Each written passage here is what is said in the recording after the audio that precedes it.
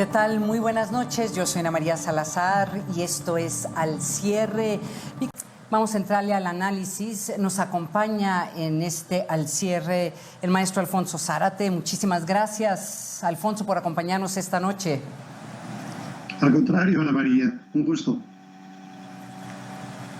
Y también nos acompaña Jorge Lara, muchos de ustedes lo conocen, es una de las personas que ha estado participando en una forma constante en Gabinete de Seguridad, otros de los programas que tenemos aquí en el financiero Bloomberg. Jorge, gracias por acompañarnos en esta noche patria. Gracias. Buenas noches, Ana María.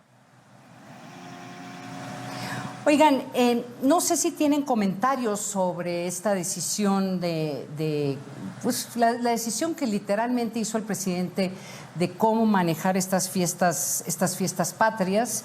Son 210 años desde la independencia, me imagino que le ha de haber dolido al presidente, pero yo creo que, Jorge, fue la decisión correcta, ¿verdad? Totalmente de acuerdo, Ana María. El horno no está para bollos. La letalidad y la gravedad de la pandemia, así como pues la incertidumbre que se cierne respecto de cuándo va a terminar esta fase, el alto índice de mortalidad, de morbilidad, me parece que obligaron a una toma de una decisión de cordura, de prudencia, de cuidado, y me parece que dentro de muchas decisiones erráticas, dentro de muchas decisiones que no han sido, en opinión de los especialistas, quizás las más atinadas y las más correctas para enfrentar la pandemia, este día tan importante para todos los mexicanos, me parece que se toma una determinación muy correcta, y bueno, pues que todos podamos celebrar en lo íntimo con los nuestros en el confinamiento, que no decaiga el ánimo nacional, patriótico, pero pues con los cuidados del caso. Ya tendremos seguramente, cuando esto pase, pues oportunidad de celebrar y de salir, pero me parece que sí fue una decisión muy correcta, y también, pues hay que decirlo, tomada de manera muy categórica, ¿no? Se cerraron los accesos, fue una determinación inapelable por lo que se ve, y esperemos que, bueno, la celebración, por lo que tiene que ver con los fuegos pirotécnicos y demás, sea algo que a la gente pues también les satisfaga este ánimo festivo. Oiga, maestro Zárate, Alfonso, en un momento dado el presidente había comentado que quería tener la presencia de personas con sana distancia, lanzó al aire en una mañanera la posibilidad de que tuvieran antorchas, y a final de cuentas la decisión de tener el Zócalo vacío y una antorcha, una gran antorcha en medio del Zócalo que se va a prender después del grito, yo creo que nos demuestra a un lado el presidente Andrés Manuel López Obrador que tiene flexibilidad aún para este tipo de decisiones que seguramente le haber dolido al presidente, Alfonso. Creo en efecto que se trata de una decisión prudente, sensata. Se han cometido muchos errores a lo largo de estos meses, a partir del momento en que irrumpió el COVID-19, pero esta es una decisión sensata. Si acaso señalar que la manera en que miembros del ejército entraron a la catedral sin el protocolo, sin la cortesía que se había acostumbrado a lo largo de muchos años por parte del Estado Mayor Presidencial, es algo que lamentar, y que nos demuestra que al final de cuentas el Estado Mayor Presidencial disponía de una trayectoria y una experiencia que desde luego es rescatable. Pero qué bueno que hoy se haya tomado esta decisión.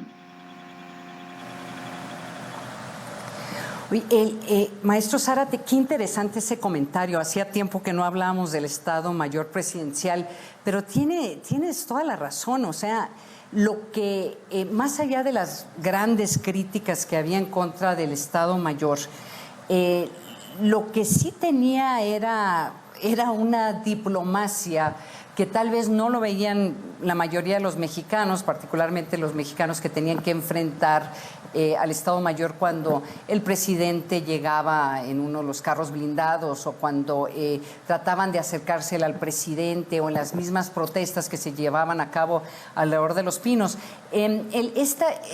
Esta parte del Estado presidencial, Jorge, yo creo que seguramente, no sé si lo están extrañando, por lo menos la 4T, pero parecería que hasta el momento nadie ha reemplazado las funciones del Estado Mayor presidencial. Y es correcto, el apunte es adecuado. Hubo quejas por parte de los encargados de la catedral.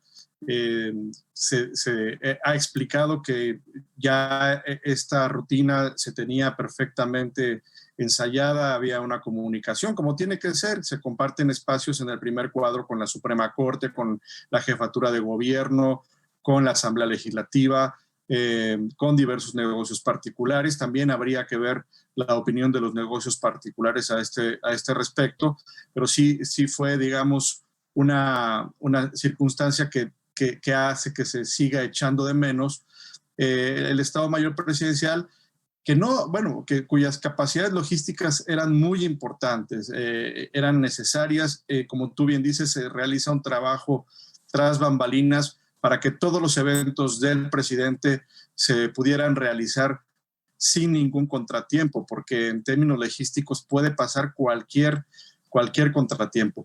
Quizás otro elemento que haya que añadir al análisis de este día, de esta fecha, fue la noticia que en la mañana se dejó filtrar sobre una supuesta amenaza de cierta gravedad a la persona de la jefa de gobierno, Claudia Sheinbaum.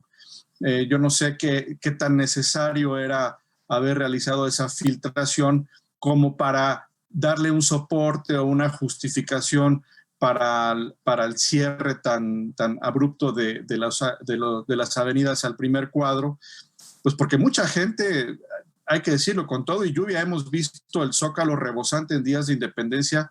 Es una fecha muy potente para la convocatoria de la ciudadanía. Todos hemos ido en algún momento de nuestra vida, hemos estado en el Zócalo, pero yo creo que hoy se hizo acopio de este tipo de argumentos y nada más remarcar esta nota que esperemos que ya la tengan perfectamente bajo control, esta supuesta o real amenaza. Sí, y me sorprendió, Jorge, Alfonso, que se filtrara esa información, porque como sabemos, los funcionarios de ese nivel siempre reciben cierto nivel de amenazas. El tema aquí es si se filtró esta información, esta amenaza en contra de la jefa de gobierno capitalino, Claudia Sheinbaum, en una forma incorrecta o se filtró como una explicación del tipo de comportamiento, lo que podría suceder en los siguientes días aquí en la Ciudad de México. Sí es sorprendente, a mí me sorprende que se haya filtrado, Alfonso, no sé si tú recuerdas que se haya filtrado este tipo de amenazas en el pasado.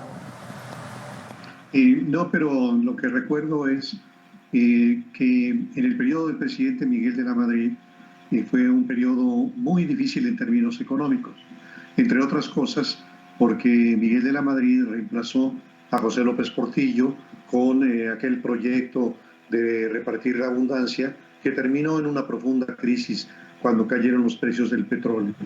Así que Miguel de la Madrid recibió un país sumamente endeudado y la manera de corregirlo fue un programa de austeridad muy rígido que significó que en los 6 años del presidente Miguel de la Madrid la economía creciera solamente 0, es decir, un retroceso en términos reales que significó el empobrecimiento de los trabajadores y de paso una enorme irritación popular que tuvo como una de sus expresiones un 1 de mayo. Ese 1 de mayo que tradicionalmente había sido la fecha en que los trabajadores le agradecían al presidente de la República por reformas a la ley laboral, por mayores prestaciones, por incrementos salariales, se convirtió en una manifestación de protesta y de repente de entre los grupos que estaban marchando hubo alguien que arrojó una bomba molotov hacia los balcones que por cierto llegó a quemar al entonces director del ISSSTE, Alejandro Carrillo Castro. De tal manera que hoy han pasado muchas cosas, pero una de ellas es la incursión del Cártel Jalisco Nueva Generación, que consuma un atentado, por fortuna frustrado, contra el secretario de Seguridad Pública de la ciudad, contra Omar García Harfuch, que significó una movilización de aproximadamente 24 sicarios en distintos puntos de la ciudad. Y me parece que es una amenaza que hay que tomar en cuenta. Quiere decir que el santuario que era la Ciudad de México no lo es más, y que algunos de estos grupos criminales que tradicionalmente se encargaron de cuidar las rutas para llevar la droga que venía de Sudamérica hacia Estados Unidos, decidieron cambiar su lógica. Es un tema que tú manejas muy bien, creo que tuvo que ver en buena medida con el reclutamiento de los gafes por parte del Cártel del Golfo, que se convirtieron en los Zetas, el grupo más sanguinario del crimen organizado. Pero a partir de ese momento, lo que hacen estos grupos criminales es no solamente proteger las rutas de trasiego de la droga, sino también el control de los territorios, a través de la intimidación o a través de la cooptación de policías municipales, estatales, federales, y una vez que tienen este control territorial, se dedican a otras actividades criminales como la trata de personas, como la extorsión, como el secuestro, desaparición de personas, etc. Entonces, estos grupos, que es el caso de los Zetas y es el caso del Cártel Jalisco Nueva Generación, ya no solamente se preocupan por cuidar sus rutas, sino también en un alarde de poder desafiar a las autoridades públicas. Y tenemos en los últimos años varias experiencias de confrontaciones con la Policía Federal, con el Ejército, emboscadas, etcétera, de tal manera que me parece que hoy establecer todas estas medidas de seguridad es de gran sensatez, porque no solamente está el tema del COVID, que habría sido una enorme falla en permitir una concentración de tanta gente, una celebración en la cual hay alcohol, hay desmán, siempre se ha caracterizado por eso, sino también por la posibilidad de que se infiltrara alguien que tuviera un intento de esta naturaleza y que, como ocurrió en el caso de Morelia, tuviéramos un incidente grave que por fortuna no se va a dar porque se tomaron las precauciones adecuadas. Dios, qué fuerte tu análisis, tu comentario, Alfonso, porque sí, se nos había olvidado que se llevó a cabo un atentado, yo siempre lo llamé un atentado terrorista, en donde se lanzó una granada en medio del festejo patrio, y no se había visto y desde entonces algún ataque de esa magnitud. Pero a lo mejor lo que estamos viendo hoy, este Zócalo vacío, también es un reflejo de otras preocupaciones más allá del COVID-19. Miren, compañeros, nos vamos a ir a un corte comercial, pero regresando vamos a hablar sobre el premio mayor que se anunció el día de hoy, la rifa del avión, la no rifa del avión, y pues vamos a ver qué piensan ustedes, si valió la pena del costo político y tal vez en recursos para el Estado mexicano. Entonces nos vamos a un corte, no se vayan, estamos aquí al cierre.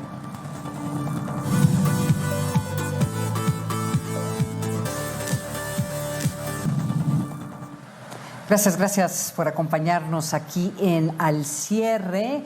El día de hoy, para proporcionar el análisis de la información que surgió el día de hoy, nos acompaña el maestro Alfonso Zárate y el doctor Jorge Lara. Y compañeros, como les había comentado antes de irnos al corte, hay que hablar de la rifa o no rifa del avión presidencial. Finalmente se llevó a cabo este sorteo en la Lotería Nacional, en donde se supone que van a entregar 100 premios de 20 millones de pesos, y como lo ha comentado y lo ha subrayado el presidente, desde desde hace varios meses. Con lo que se obtenga de este sorteo, se comprará principalmente equipamiento para los hospitales. Ha habido una increíble controversia que ha rodeado esta rifa, porque inicialmente el presidente había hablado de que se estaría rifando el avión, y después cambió el discurso y se estaría rifando el costo del avión. Y esto, aunque el objetivo, Alfonso y Jorge, el objetivo creo que tiene, se debe de reconocer que el dinero se usaría para la compra del equipo hospitalario. También hay que decirlo, eso es lo que hace la Lotería Nacional, por eso existe, para poder apoyar a estos programas de beneficencia. En este caso sería apoyar a los hospitales y a los médicos. Yo te pregunto, Alfonso, maestro, ¿valió la pena para el presidente? O sea, parece que se le enredó tanto esta promesa de campaña. No sé si debería simple y llanamente haber dicho, no se va a vender el avión, veamos qué vamos a hacer con él, pero hacer esta rifa, a mí me parece que fue un error político. Sí, coincido. Mira, a mí me parece que en la cultura popular los grandes personajes del poder suelen asociarse a algunos eventos chuscos, grotescos, y esto podría verse quizá como una forma de desquite de la gente con sus gobernantes. Y a mí se me figura que el gobierno de Andrés Manuel López Obrador, pero particularmente este tema de la rifa, que no es rifa, del avión, que no es avión, va a ocupar de alguna forma el espacio que en otro tiempo tuvieron las Barbas de Carranza, o el Brazo de Obregón, o la Fealdad de Gustavo Díaz Ordaz, o el Voy a defender el peso como un perro de José López Portillo, y tantos otros, digamos, temas que al final de cuentas han terminado como parte de la picaresca política de nuestro pueblo. Y lo creo así porque, en efecto, en el tema central del presidente López Obrador desde sus días de campaña, que es el tema de la corrupción como el origen de todos los males del país, había un elemento que constituía el emblema de los excesos, de la frivolidad y de la corrupción de los gobiernos anteriores. Y ese fue el famoso avión presidencial. Y yo creo que, en efecto, se trató de adquirir un avión, lo más moderno seguramente en ese momento, con las adecuaciones necesarias para un jefe del Ejecutivo, que podría hacer un vuelo sin necesidad de detenerse a cargar combustible, me parece que de 13 horas, sin necesidad de una escala. Esto lo vinculo también al tema de la seguridad del jefe del Ejecutivo. Yo creo que parte del cuidado de la vida del presidente tiene que ver con su transportación terrestre y aérea. Y esto es especialmente grave si tomamos en cuenta que en nuestro país, en los últimos años, hemos tenido experiencias de accidentes de helicópteros y de aviones que le han costado la vida a gobernadores, a secretarios de Estado, a altos funcionarios de la Federación. Entonces, si terminando el gobierno del presidente Calderón se llega a la conclusión de que el avión presidencial ha agotado su vida útil y que es necesaria la reposición de ese avión, me parece que es pertinente que se adquiera un avión de las mejores características para el jefe del Ejecutivo, sobre todo tomando en cuenta que estamos en un tiempo de globalidad. Claro, el presidente López Obrador es una excepción, seguramente lo veremos viajando muy pocas veces fuera del país, el único viaje que ha hecho es a la Casa Blanca en Washington, pero si por otro lado recordamos, hay otros presidentes muy activos en lo internacional. El primero, desde luego, fue Adolfo López Mateos. Entonces, la compra de un avión que resulta ciertamente costoso y seguramente ostentoso en la visión de la clase popular. Un avión que tiene recámara, que tiene baños, que tiene regadera para el jefe del Ejecutivo, y no se toma en cuenta que si el jefe del Ejecutivo viaja a Europa o a Asia, ese trayecto de tantas horas reclama que el jefe del Ejecutivo pueda estar pendiente del país, atendiendo problemas, acordando con los secretarios y desde luego bañándose y rasurándose antes de llegar a una visita oficial o a una visita de Estado. Entonces yo me imagino que si ese avión se usara, se habría de usar no solamente para este gobierno, sino para el siguiente, y el siguiente, y el siguiente. Es decir, que como ocurrió con el anterior, va a ser o sería un avión que utilizarían 4 o 5 jefes de Estado sucesivamente. Y esto implicaría que ese costo excesivo se tendría que dividir cuando menos entre 25 años y quizás se vería entonces que no fue un gasto tan excesivo, sino que habría sido una inversión. Pero bueno, el presidente lo tomó como su caballo de batalla desde sus días como candidato y lo ha hecho ahora y lamentablemente creo que se ha metido en un berenjenal del cual no estamos saliendo ni siquiera el día de hoy. Sí, caray. Oye, Jorge, a mí me pongo a pensar si un gobernador hubiera llevado a cabo estas elecciones en la forma, esta lotería o esta rifa, si hubiera llevado a cabo esta rifa en la forma en que lo hizo el gobierno federal y la forma en que lo anunció el presidente, yo no sé si acabaría con una investigación penal, porque sigue surgiendo mucha información de que hubo presiones para que funcionarios públicos compraran cachitos, hubo presiones de a los empresarios en un momento dado que compraran cachitos.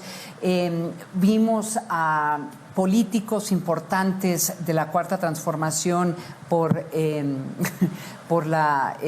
Twitter demostrando la cantidad de cachitos que habían comprado. Y ahora resulta pues que parece que solamente se vendió o se regaló hasta un 70% de estos cachitos. Entonces a lo mejor habría que ver si no van a perder dinero, o seguramente van a perder dinero el Estado. Entonces yo te pregunto, o sea, en este momento, ¿qué debería de hacer el presidente en términos políticos? Y dos, ¿no es momento de ya eliminar la Lotería Nacional? Yo sé que sería eliminar mucho trabajo para muchas personas, pero ha sido la caja chica de tantos gobiernos y se presta tanta corrupción por la falta de transparencia, y a ver si esto no resulta también con un problema de corrupción el presidente por el manejo de esta rifa.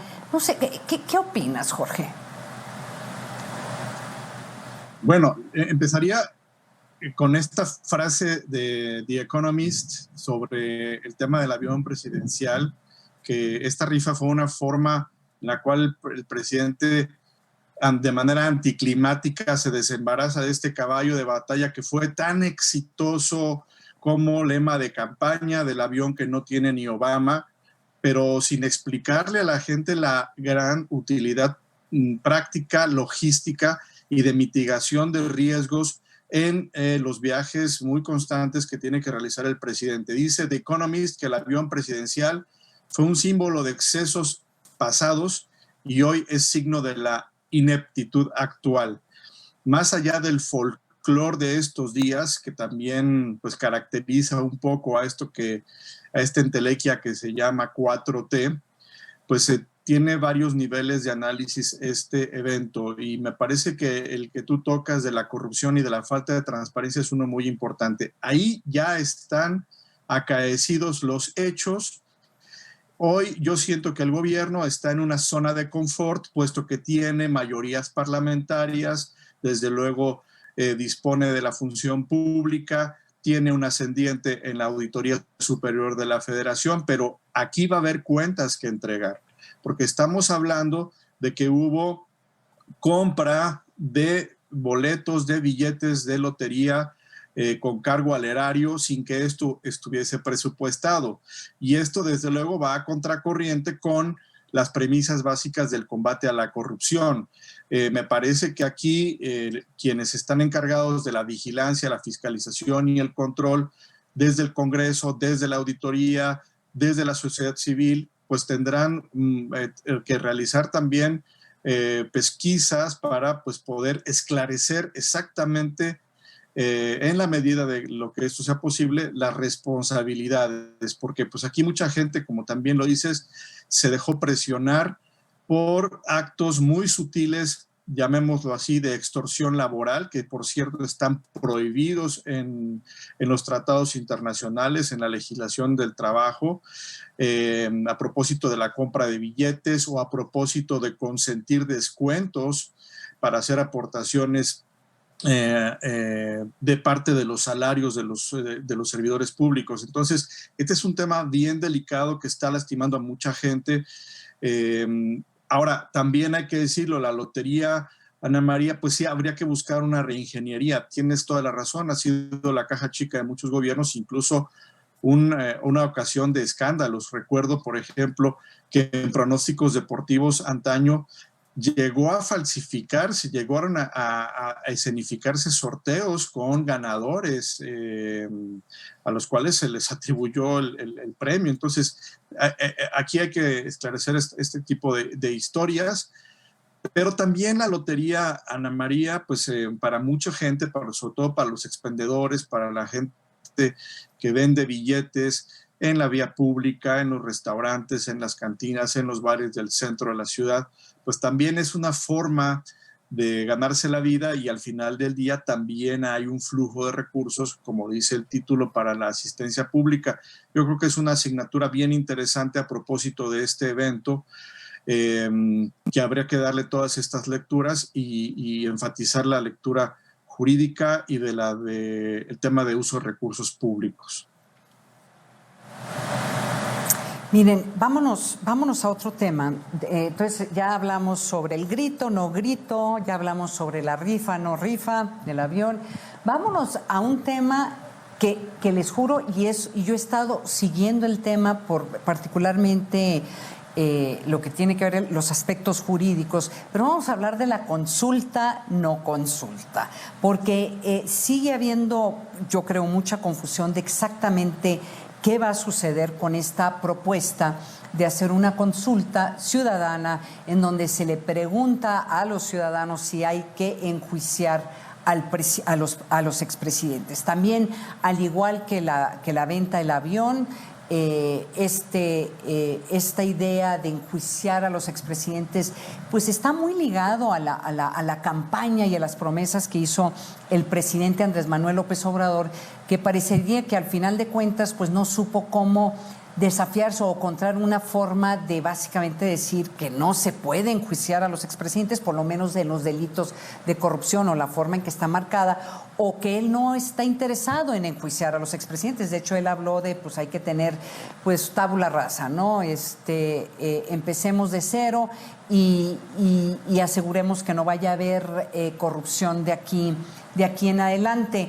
El mismo, me da risa porque el mismo expresidente Calderón ya ha empezado a reaccionar mucho más ante esta amenaza de que lo vayan a enjuiciar, porque, y con buena razón, porque parece que el presidente está mucho más interesado en enjuiciar al expresidente Felipe Calderón que al presidente Peña Nieto. Aquí no sé si podemos ver un tuit del presidente el día de hoy.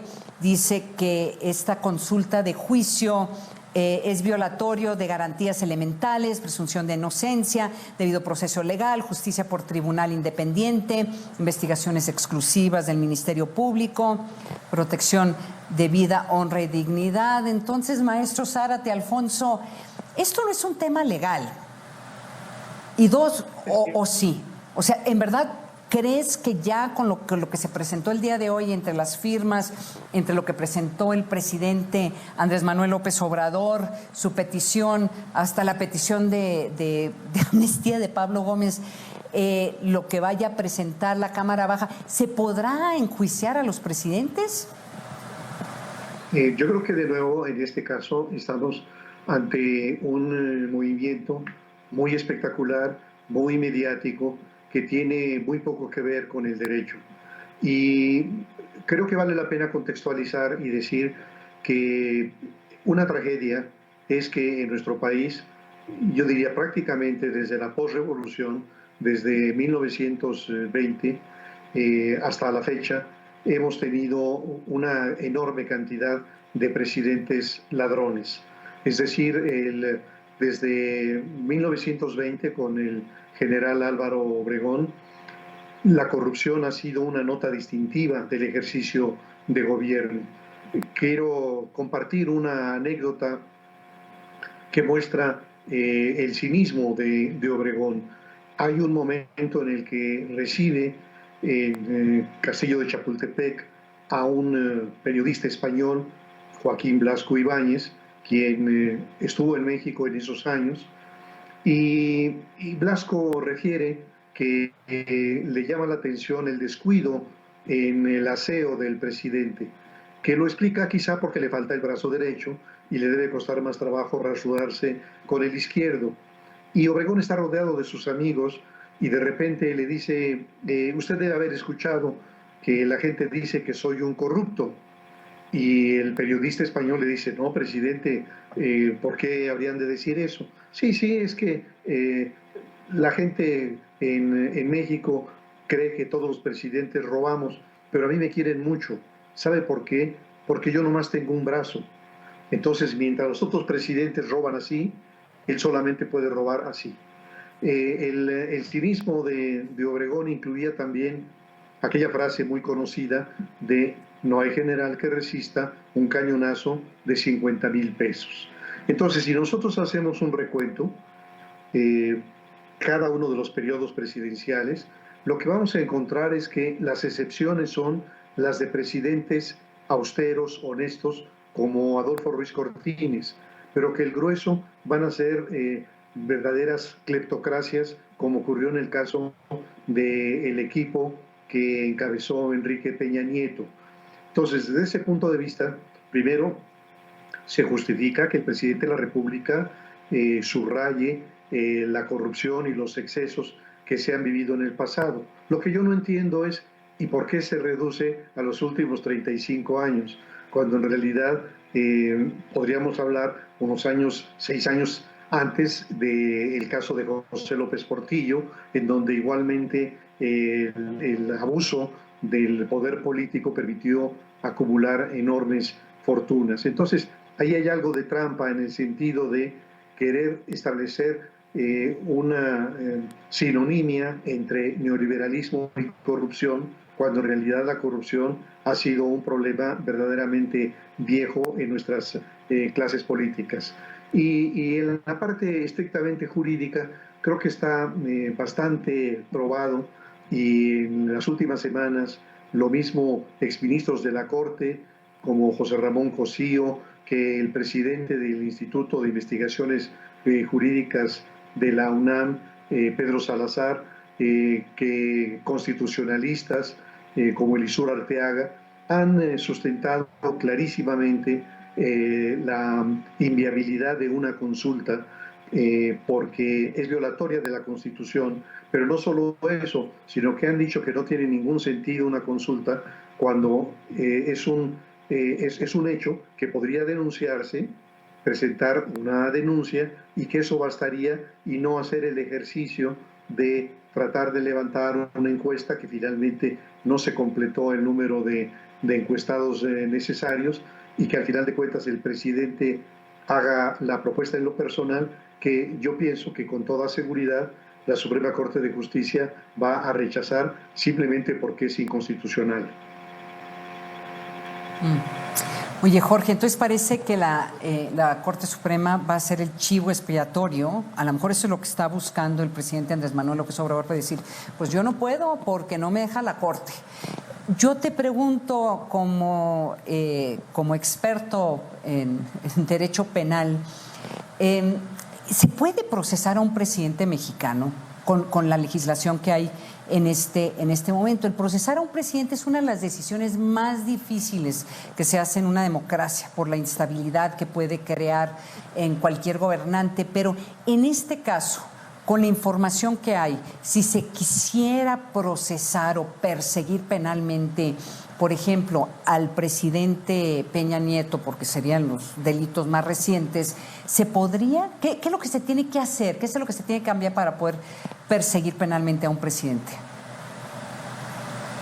En efecto, es posible, es factible. La Constitución señala que los presidentes son responsables de delitos graves del orden común. Ahí cabe una cantidad muy importante de conductas que tengan que ver con el servicio público, con cuestiones de orden particular, incluso esa parte de la Constitución sí tendría que ser actualizada porque no casa con la semántica del nuevo sistema penal.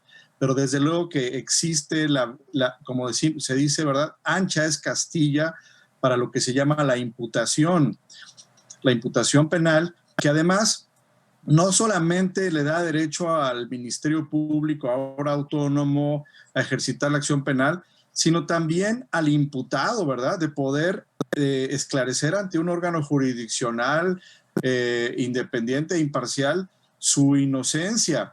Estamos viendo que todas las mañanas el presidente se ostenta como el gran juzgador y mancilla el buen nombre de muchas personas, de sus adversarios, de periodistas, de líderes de oposición, etcétera, etcétera. Y la gente queda perfectamente inválida, queda perfectamente indefensa, porque nadie tiene el acceso a la palestra cotidiana y a la penetración que tiene el presidente en su conferencia. Vaya que sería saludable que muchas de esas acusaciones se puedan ventilar en el espacio aséptico, privilegiado y técnico que es una sala de juicios orales.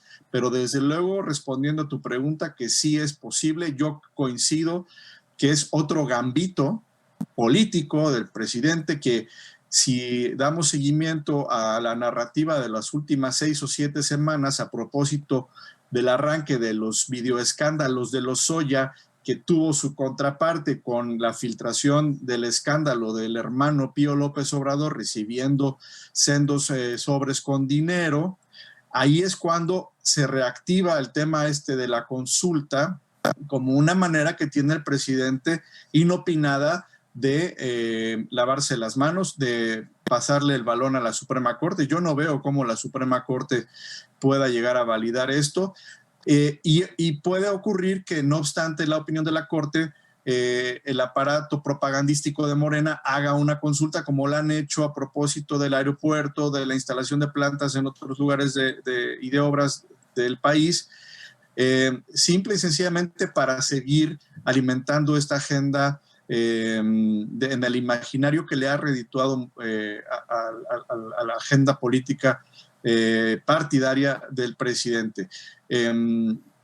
Pues sí, va a ser la Corte la que tenga que esclarecerme, y yo esperaría que lo haga con contundencia, con mucha objetividad, porque sí, en efecto, se están atropellando muchos derechos fundamentales. La iniciativa que presenta Pablo Gómez para otorgar presuntamente amnistía la quieren inscribir los diputados de Morena en la realización de una consulta para que la gente valide o no la concesión de la amnistía, como otro gambito ahora por parte de Morena. Ya sabes que en el servilismo hay hasta concurso. Me parece que igualmente esa otra consulta o esa consulta paralela sobre la iniciativa de Pablo Gómez igualmente vulneraría lo que son los derechos humanos, el derecho humano de acceso a la justicia de las víctimas que todavía puedan recurrir. A mí me llama la atención, Ana María, y permíteme subrayarlo, el silencio de la Fiscalía General de la República. Yo creo que la Fiscalía General de la República, como tutelar, quien tutela la acción penal, quien tutela la investigación de los delitos y quien en última instancia los presenta hacia su judicialización, también debería de expresarse en el espacio que le da esta autonomía constitucional, pues a efecto de que la sociedad tenga todos los elementos para discernir y entender qué es lo que está pasando. Me llama mucho la atención, este es un silencio muy elocuente de la Fiscalía.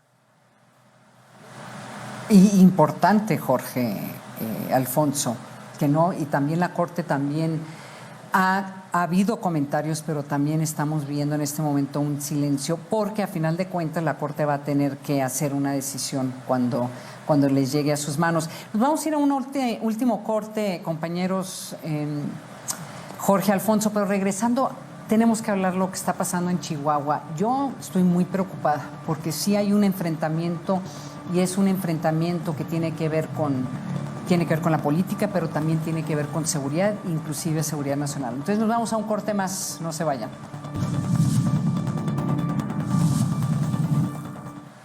Gracias por continuar con nosotros aquí en Al Cierre. Nos quedan 2 minutos de programa.